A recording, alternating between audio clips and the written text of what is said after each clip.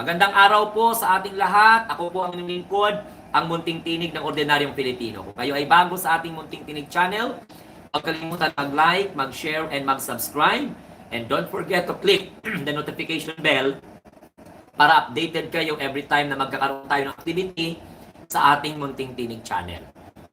Ang pag-usapan natin ngayon ay ang tungkol po sa ginawa ni isang kernel. Actually, ano na to na-discuss na natin ito. Okay? So, kasalukuyang iniimbestigahan. Kaya lang, pag-usapan natin muli kasi may kumakalat na picture na kung saan ay kasama si Chavez Singson at yung si Munggaw. Na itong si Munggaw na ito, ginawa niya yung pagbitiw niya ng suporta kay Pangulong Bongbong Marcos dahil wala daw pong moral authority ang Pangulo sa kanyang pagiging presidente. So ginawa niya itong statement na to gamit ang kanyang social media account. Pero gusto ko lang iklaro sa inyo na naka New Year's leave pala itong si Munggaw na ito. So nung nahimasmasan, bumalik. Nasa kustodiya na po ngayon ng Philippine Army or AFP. Ngayon, ang tanong, bakit sinakripisyo niya ang 34 years niya? Wala ba siyang pamilya? Kasi kung tutusin, maapektuhan ang retirement niya. Kasi ang ganong klase, i-rebellion yun. Kung baga, kung may personal siya na problema sa chain of command or sa kanyang mga boss doon, bakit napunta ang usapin kay Pangulong Bongbong Marcos? So, ibig sabihin, galit itong si Munggaw kay Pangulong Bongbong Marcos. Wala po sa mga sistema kung paano po sila dyan sa loob ng Armed Forces of the Philippines. Kasi napakahirap isipin na ang ginawa ni Munggaw ay hindi politically motivated. Sino ang nasa likod ni Munggaw? Ano ang nagtulak sa kanya kung bakit naglakas ng loob na magpalabas ng kanyang hinaing at sabihing bumibitaw ng suporta sa presidente na siya po ay isang active na opisyal. So anong purpose? Anong purpose kung bakit bigla-bigla na lang nagkaganon? Sino ang mga nakakausap niya bago niya ginawa itong mga pronouncement ng pagbitiw ng Pangulo? Kasi iimbestigahan yan Titingnan po yan mga kamunting tinig. Ano po ang reason? May kumausap ba sa kanya? Kaya magkakaroon po ng investigation sa sistema ng Armed Forces of the Philippines. Kung may nilabag ba na tuntunan. Kasi syempre, unethical yun. Kasi delikado yung kanyang ginawa. May karapatan po ang bawat isa na mag-withdraw ng support. Pero siya kasi ay active. So pwede nating sabihin na baka may personal na problema to o baka hindi po siya nasali sa promotion o di kaya ay naapektuhan ang kanyang posisyon.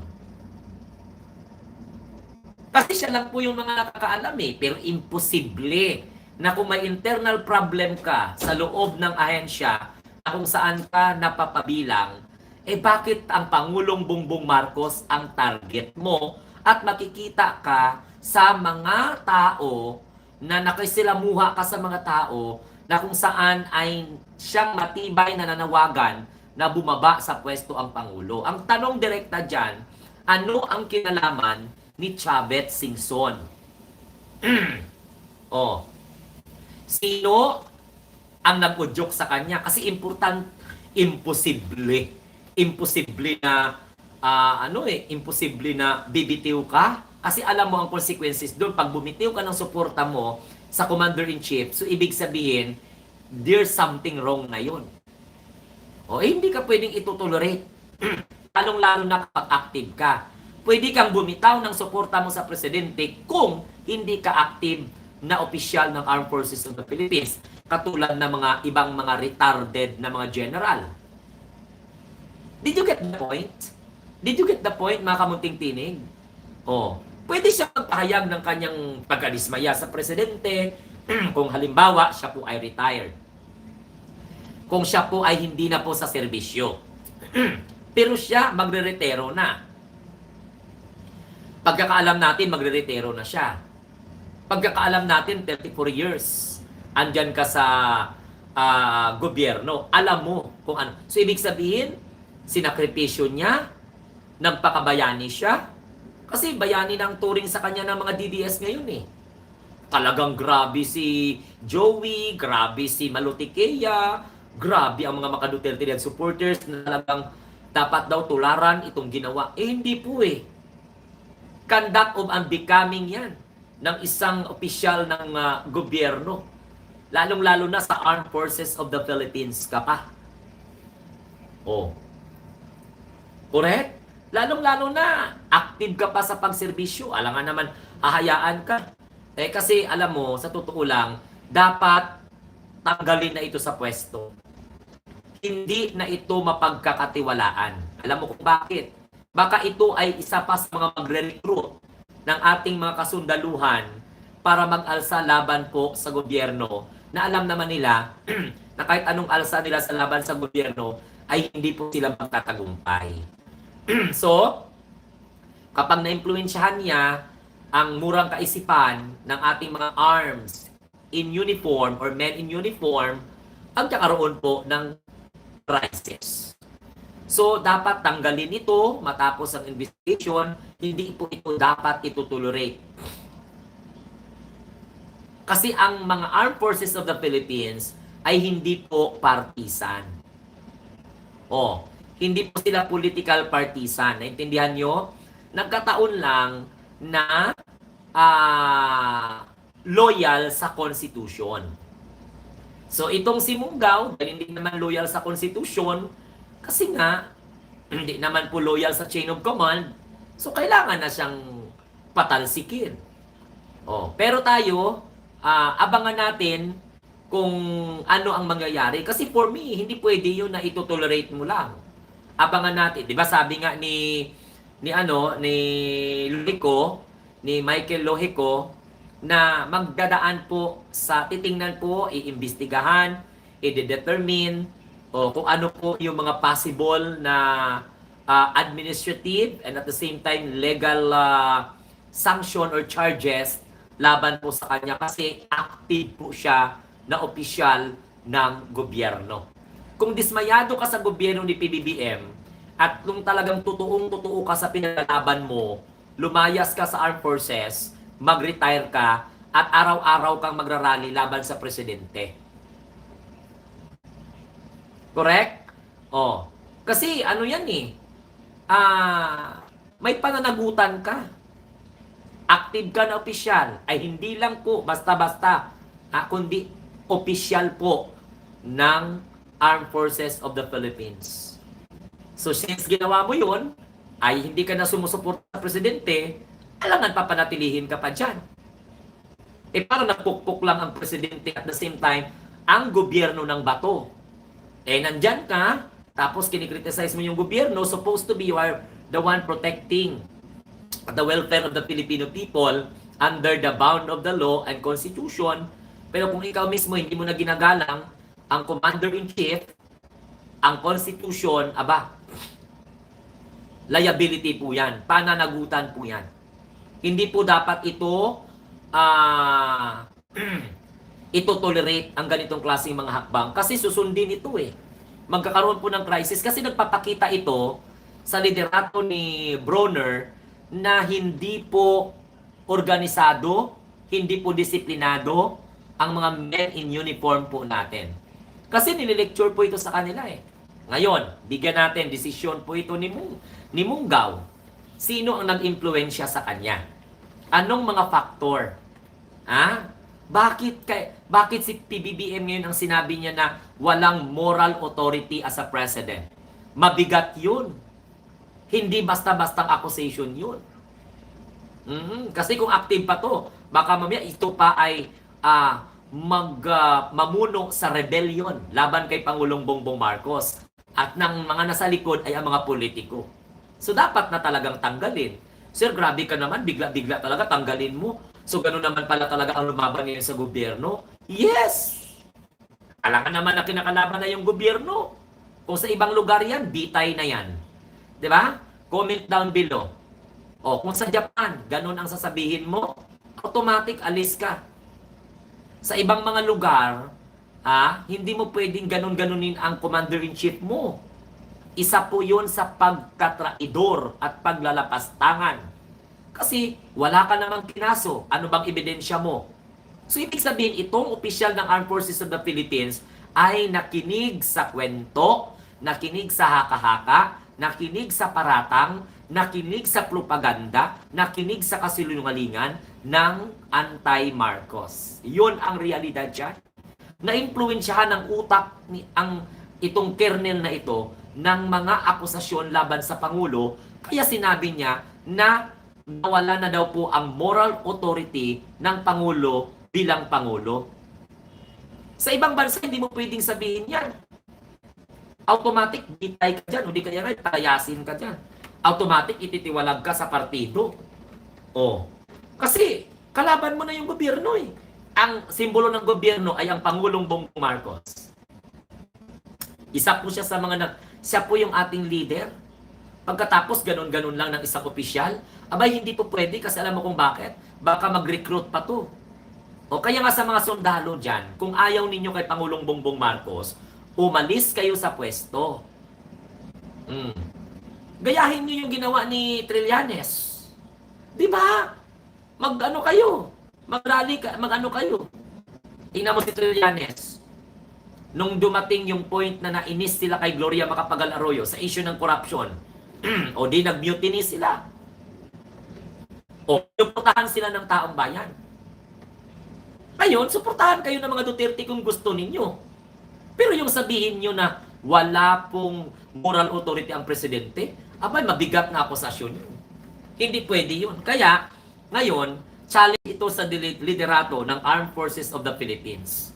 Kasi pag hindi po ninyo, kami, walang alam, ako personally, kung nanonood man ng Armed Forces of the Philippines, ako wala akong masyadong alam sa kung ano po yung mga sistema ninyo, paano nyo pananagutin, paano nyo disiplinahin, kasi naturalmente lang talaga na may mga yung landas. Mag-is yung landas ba? Kung sa tingin po ni Munggao na walang moral authority ang Pangulong Bongbong Marcos, ay dapat hindi po ito tolerate. Lilitisin siya sa pamamagitan ng court martial kasi ang ginawa niya is rebellion. Nagre-rebelde. Nagre-rebelde tapos makita mo sa mga politiko, mga leader na nanawagan, magkasama sila ng mga leader na nananawagan ng pagbaba ni Pangulong Bongbong Marcos sa pwesto bilang Pangulo. So anong ibig sabihin nun? Ito-tolerate pa ba natin? So that's a challenge to the leadership of the Armed Forces of the Philippines to do something about the behavior of Colonel Munggao. Okay? Titingnan natin, sabi ko nga, sa investigasyon, lalabas sino ang kinausap niya. Sino yung kagalit niya. May kinalaman ba sa trabaho niya? O talaga bang decidido na siya na si PBBM talaga ang hindi niya na pinagkakatiwalaan? O kung hindi ka naniniwala kay Pangulong Bongbong Marcos, abay, delikado po yun. Nasa active ka, halangan ng pabayaan ka, didisiplinahin ka talaga. Pwede ka i-court martial. Kaya lang ganito, sabi po ng nasa floating status, unregistered siya na status ngayon, kasi bumalik to, nag-surrender to. So kinakausap siya ngayon, tinitingnan ano bang problema, may psychological and emotional examination pa yan na gagawin, i-briefing pa yan, o obserbahan pa yan, hindi naman siya ikukulong. Siyempre, may due process naman tayo sa gobyerno natin. Ganon din sa Armed Forces of the Philippines. But the Armed Forces of the Philippines will determine what is really the reason behind bakit si Pangulong Bongbong. Kung may problema siya sa promotion, may problema siya sa balatahan sa Armed Forces, at naapektuhan siya, o kasi sa tingin niya masipag siya, pero parang halimbawa na-overbypass siya, bakit si Pangulong Bongbong Marcos ang sisisihin mo? eh mayroon kang immediate supervisor. May ano ka, may mga boss ka pa diyan. Hindi o although official ka, pero may mataas ka pa nga na official, hindi lamang po ang pangulo. Eh the one who evaluates your performance, of course, your immediate supervisor. Hindi po direkta kay Pangulong Bongbong Marcos because the president will read your what you call profile if you are able to be promoted or not. So ngayon, ang tanong, sino po ang nag-joke? Sino po ang nasa likod ng taong ito? Bakit ganun na lang siya katapang? Kasi sabi ng mga DDS, ang tapang daw. Kasi pinagpalit niya ang kanyang kinabukasan. Pati kinabukasan ng pamilya niya, pinagpalit niya. 34 years siya sa pwesto. Tapos, bigla-bigla na lang nakalimutan niya kung paano po ng grievance. Diba? Mag-fire ng grievance, hindi po yung talking about the national security here. Right? We're talking about national security. Internal, what we call this, panloob na seguridad. Yung kanyang pagpahayag ng pag-withdraw ng support sa presidente, that is a form of rebellion.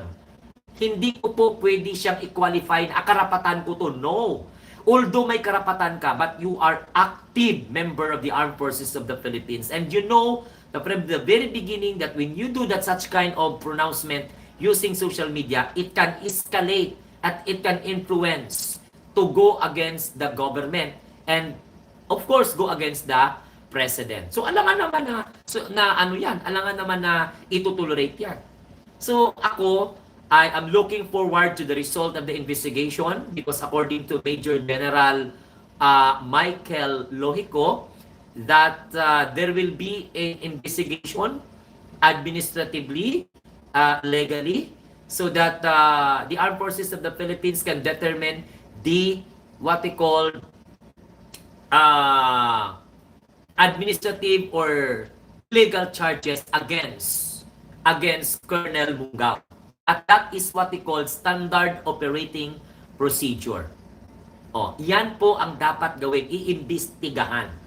Who are the groups behind? Bago ba niya ginawa ang kanyang pronouncement sa social media? Kinonsulta ba niya yung kanyang pamilya? Bago niya ba ito ginawa? Nagkaroon ba ng problema sa kanyang nature of work and assignment sa Armed Forces of the Philippines? Bago po ba niya ginawa ang inform sa tao na wini-withdraw niya yung support niya sa Pangulo ng Republika ng Pilipinas, sa Commander-in-Chief, question the moral authority of the President? Kasi the moment that he question the moral authority of the President, kulang na lang sabihin, Marcos or PBBM, bumaba ka na sa pwesto. That is what they call implied message. That is an indirect message to the statement of Colonel Mungao. Am I right?